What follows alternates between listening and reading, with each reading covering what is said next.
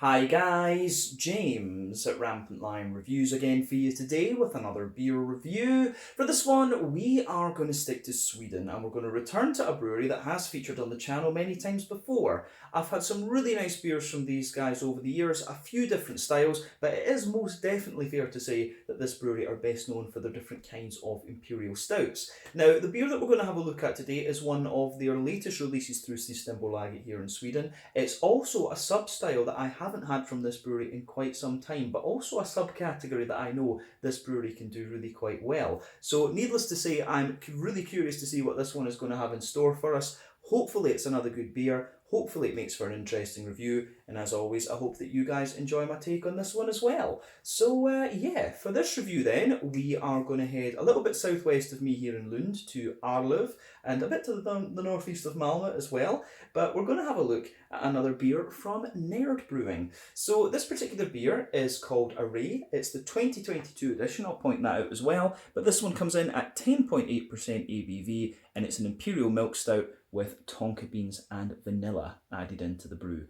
So yeah, this was released as part of the local Småskaligt assortment through Systembolaget here in Sweden. I can't remember exactly what month this one was released for, but this has been sitting in my cupboard for a little while. But it's an Imperial Stout, so there will definitely not be any problem with that. You can age these beers for a little while. But yeah, let's crack on with this one then and see what we have.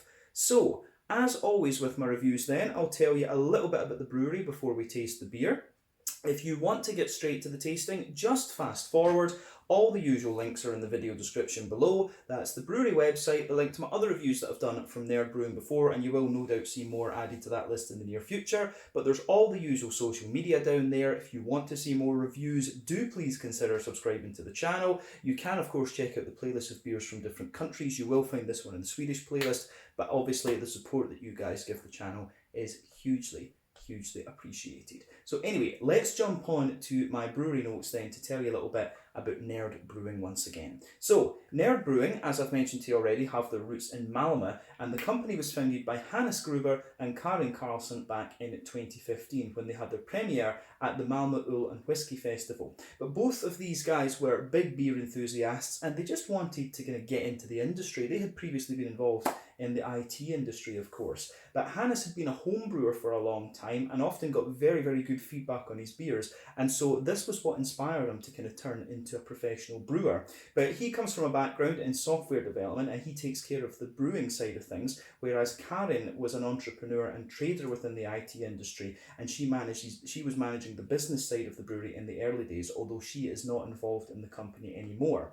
But they started up with a very modest production volume, if you like, but these guys have of course become one of the most highly rated breweries in Sweden on Untappd, and I believe they are still the top rated brewery in Sweden that isn't a meadery, if that makes sense, but correct me on that if I'm wrong.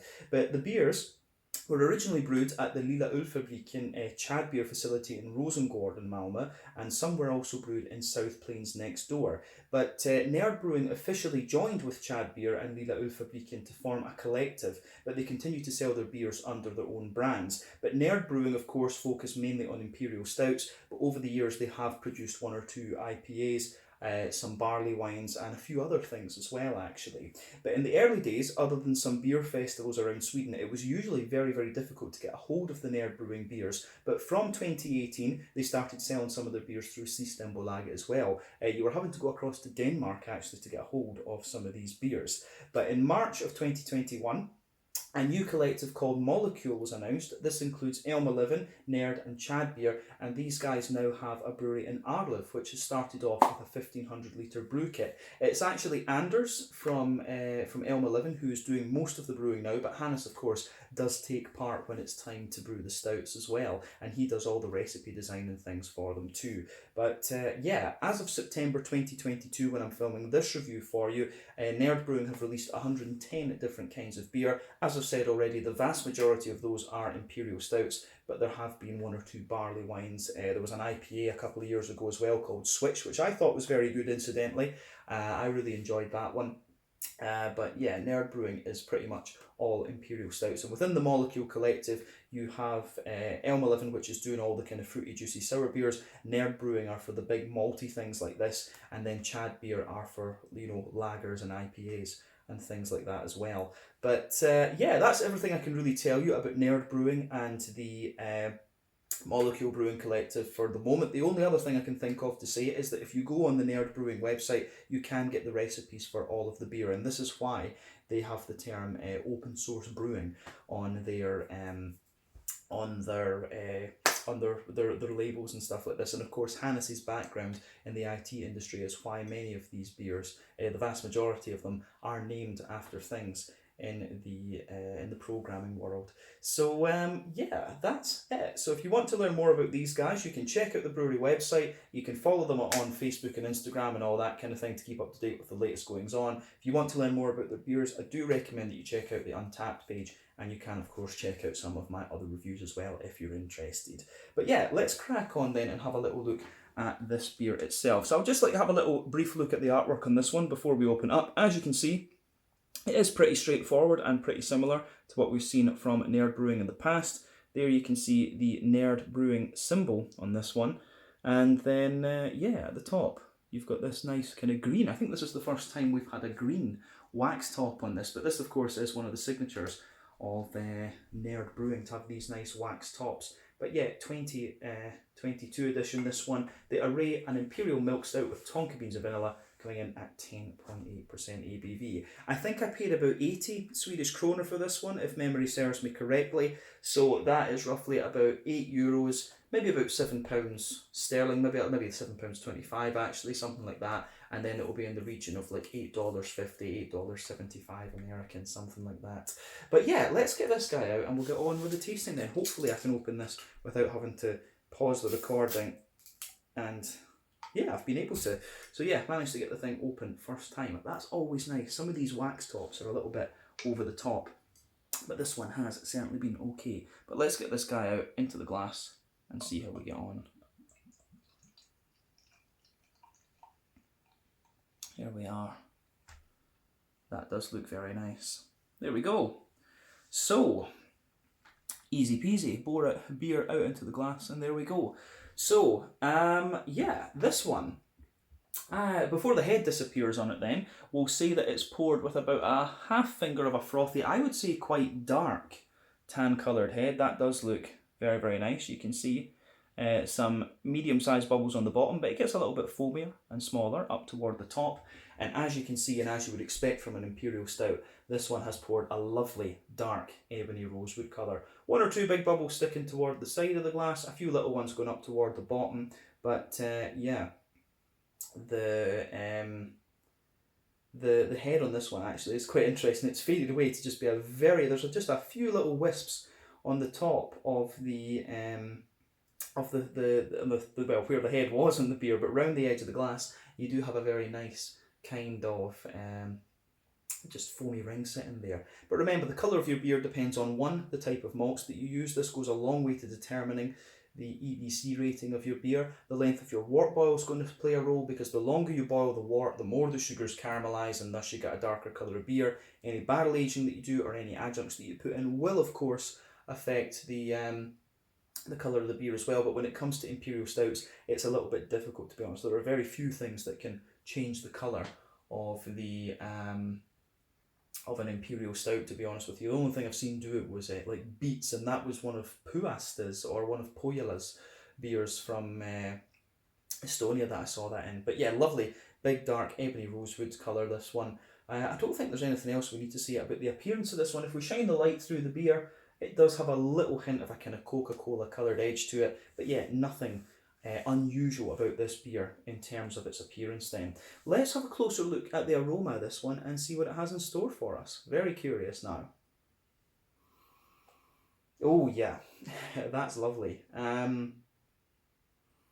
You can smell the Tonka beans in this right away. I've not had Tonka beans in a beer for quite some time actually. I remember when they first kind of appeared on the scene. If I remember rightly actually, using Tonka beans in America is illegal. There's some really weird things in America are legal and some even weirder things are not illegal, you know, like Kinder Surprise and Tonka beans and stuff like this. But yeah, it's the Tonka beans in this, you can smell them right away. This is one of these really big, sweet Imperial Stouts actually. One of the things I've always enjoyed about the Nerd Brewing Stouts over the years is the fact that they tend to be, even though they're supposed to be like Imperial Milk Stouts and things, you always get a little bit of that roasty, toasty Russian Imperial Stout backbone to them. So I'm quite curious to see how that's going to materialise in this particular beer, because this is probably one of the sweetest aromas I've come across from Nerd Brewing so far. But it is absolutely lovely. It's the Tonka beans that jump out of the aroma straight away. It takes a little bit of time for some of the other things to come out of this beer actually, but aroma is very, very nice in this one for sure. Yeah, so I will say though, it's not the most complex of aromas I've come across from Nerd Brewing, but I think that could well just be because the Tonka beans are so pungent and so powerful. But let's try and break this down a wee bit and see what we have. So, yeah, backbone of this beer then.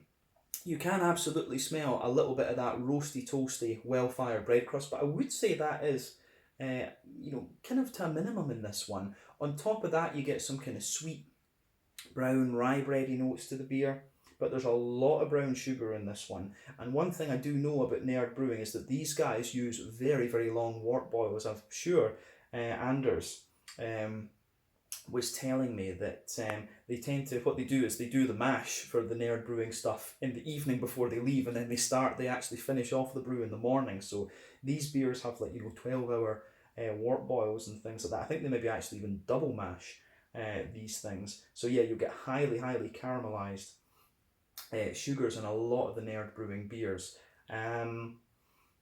Yeah, so I mean, aroma wise, this one, on top of the kind of brown bready notes, you've got a lot of brown sugar in there. So you definitely get some of these more leathery brown sugars, but you've also got the kind of sweet caramel, but a very kind of treacly molasses thing as well. And at the same time, there's a little bit of toasty brown sugar in this beer as well.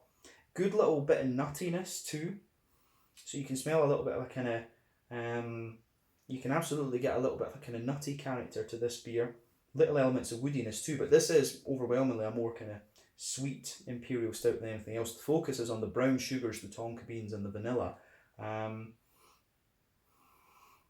You do get a good little bit of chocolate out of it, but I would say the chocolate that you get in this one, because of the brown sugars and the Tonka beans, it kind of smells as if it's sort of around 40-50% cocoa, so it's on the verge of being milk chocolate, but not quite. You do still get some of those darker, more red fruity cocoa vibes out of the beer, but yeah, it's got a lovely kind of brown sugary, it's actually got a bit of kind of Christmas puddingy aroma to it, this one, which is quite interesting. The aroma of this really reminds me of Christmas pudding. We always used to get Christmas pudding for my dad's birthday at home because it was in February. He loved Christmas pudding, so that was what he used to get for his birthday cake. But anyway, that's another story. But yeah, this beer really smells like Scottish Christmas pudding for me. But yeah, a little bit of, as we say, a little bit of cocoa chocolate in this one, a lot of kind of boozy, brandy-like, soaked, alcoholic cake in this one. And then, yeah, on top of that, you've got the Tonka beans and the vanilla, of course. They almost saturate the nose, to be honest with you, after a wee while.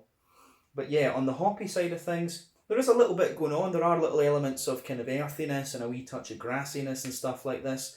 But yeah, it's not overly much, I have to say. You've just got a little bit of earthiness, a little bit of kind of, you've got a little bit of earthiness in there, a little bit of floral character, and a wee bit of a more oily grassiness. The red fruity side of this beer, though, is very, very interesting. I'm getting some sharper raisins in there. There's some good oily, plummy characters.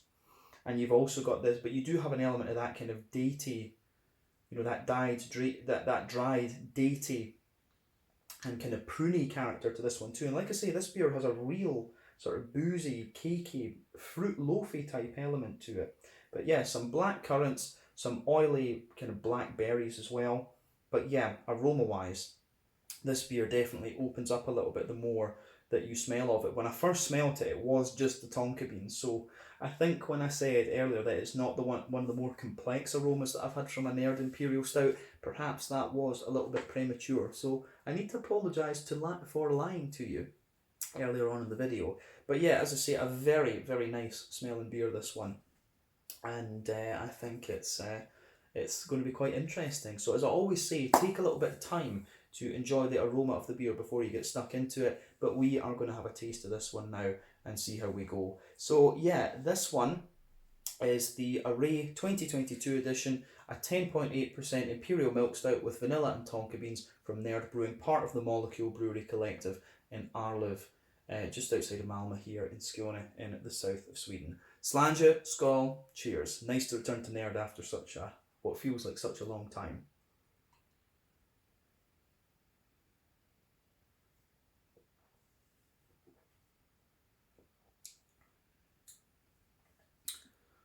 Oh yeah,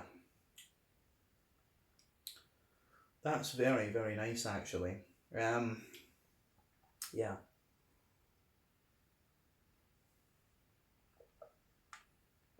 It's really interesting, this one, because when you take it in, it's actually got quite a sharp, fruity, almost tart, fruity character when you first take it in, but then it mellows out and you start to get more and more bitterness coming to the fore in this beer actually. As I was saying to you earlier, the thing with Nerd Brewing is that you always get a little bit of this RIS thing at the back end of the beer. You always get a little bit of that roasty, toasty black malt coming out of the beer. I'm sure, was it Special B that Anders and Hannah said that they like to use in these. But yeah, these beers always have that roasty, toasty backbone.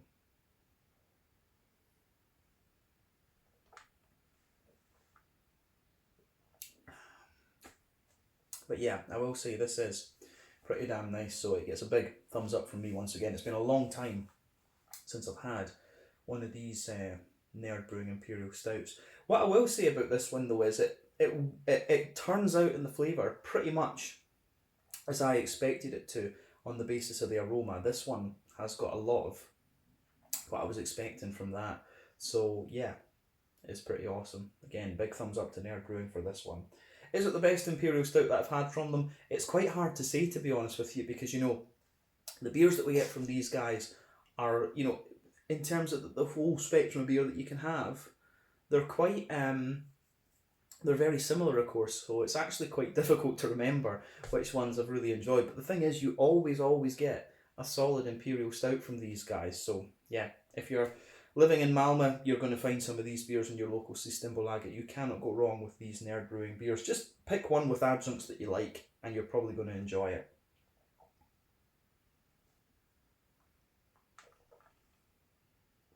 So, yeah. Where do we start with this one then? Yeah. Middle third of your palate then. So, backbone of the beer. You've got a nice little bit of that roasty, toasty, well-fired bread crust there. As I said earlier, that takes a little bit of time to actually come out on the palate. But then on top of that, you definitely start to get more of the kind of brown bready side of this beer. There's definitely like a sort of rye bready sort of note to this one. It's not like a sweet rye bread, but it's more of a kind of a more grainy rye bread. But as I say, roasty, well-fired bread crust on the base bone, some nice kind of brown bready character on top of that, and then yeah, I think that forms the backbone of the beer. Toward the front of that middle third of your palate, you start to get a little bit of woodiness in there. And there's almost a little touch of nuttiness to the beer as well. But I'd say the woodiness is a bigger thing than the nuttiness is in the beer. But yeah, on top of that, you start to get this kind of cakey sort of thing, and you know, it is that sort of Christmas puddingy, boozy, you know, fruit loaf type thing that you're getting out of this one. That's for sure.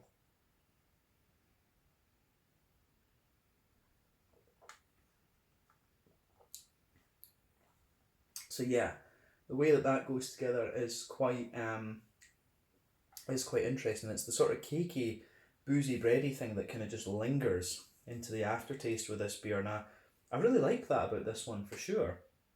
So yeah, toward the back of that middle third of your palate, then that's when you start to get some of the chocolatey notes out of the beer. Like and it's actually quite a high cocoa chocolate, you know, a sort of 80-90% cocoa, and it kind of mixes in a little bit with the roasty, bread crusty notes that we were talking about. But on top of the kind of brown bready notes, you've got a little bit of that. You've got the brown sugary layer coming out. It's not quite as highly caramelized and things as I thought it was going to be. But it still does have an element of that leatheriness there. If you go to the easiest way is to go to the dead centre of your palate and just work your way out. So in the dead centre of your tongue, you do have a little bit of the sweet caramel there, but very quickly as you move out from that, you get that more oily, sticky, treacle molasses sort of thing. A little bit of a McVitie's digestive biscuity character coming out beyond that, of course, and yeah.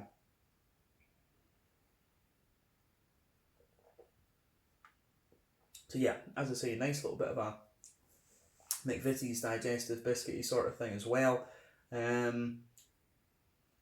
But yeah, beyond that is, as I say, you've got a kind of layer of the kind of more leathery brown sugar sitting underneath. So if we started it from the top, the kind of treacly molasses sort of thing.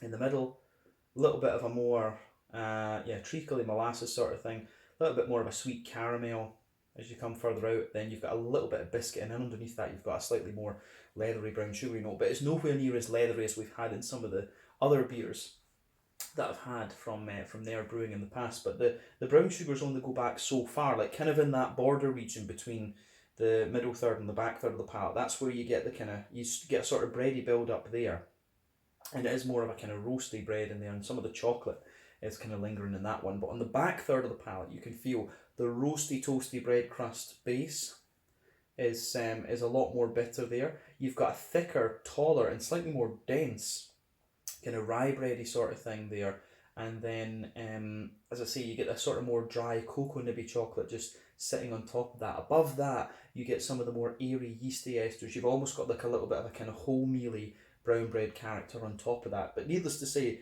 on the back third of your palate, the flavour's definitely taller, and as you come further forward, it just condenses down quite rapidly, actually, in this case, condenses down, and that's where you're getting all the kind of malty aspects of the beer that we've just described. The one thing we haven't mentioned in this that's quite interesting is the Tonka beans. So for me, the Tonka bean actually takes a little bit of time to come out in this one. It's nowhere near as sort of pungent in the flavour as it was in the aroma. You can really smell it in the aroma, but the Tonka beans in this beer, for me, they're just sitting in that border region between middle third and back third of the palate. You can really just feel them building up there, which is nice.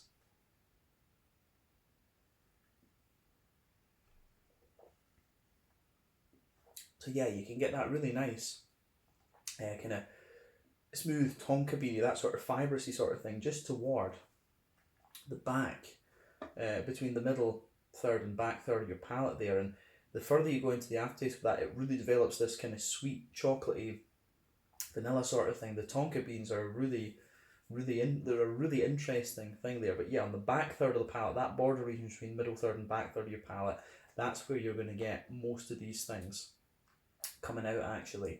So yeah, that gets a thumbs up from me. I like how that goes together in this one.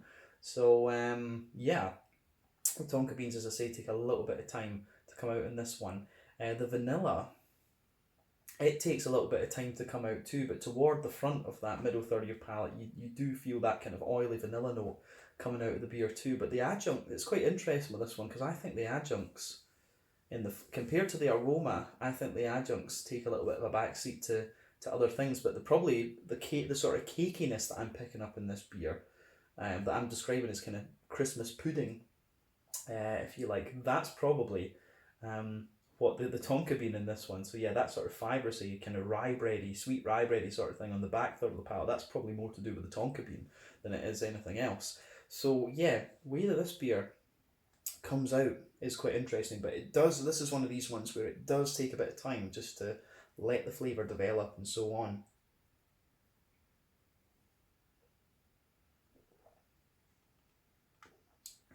But yeah, let's focus on the hoppy side of things then. Not overly much to report with this beer in terms of the green part, in terms of the green component, but nice little bit of earthiness there in the back corners of the palate. As you move further forward, that earthiness does spread forward quite a wee bit actually. You get a little touch of herbal quality there, and as you meet the front kind of corners of your palate, there is just a little touch of an oily floral note there. But round the front curve of the tongue, it's a little bit lighter and grassy. It is a little touch more kind of oily as well, and yeah, I do quite like how that. Yeah, I do quite like how that goes together. Needless to say, yeah, interesting.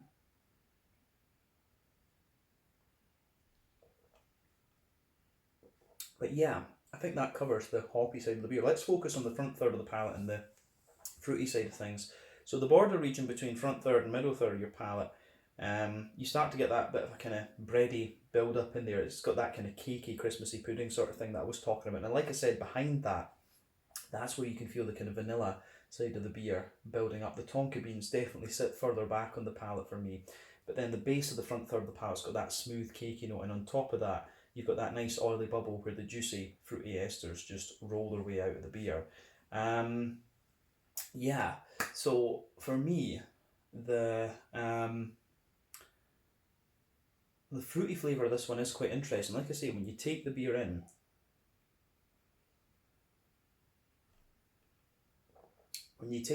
with this one, as I say, there's quite a bit of sharp fruity character to this one. So there's a bit of raisin and there's a bit of sort of blackberry to it for me. But at the back of that front third of your palate, you start to get the kind of raisiny notes on the top, the more oily kind of plummy characters underneath. Then the base of that, you've got that kind of dry, datey, pruny sort of thing to this one.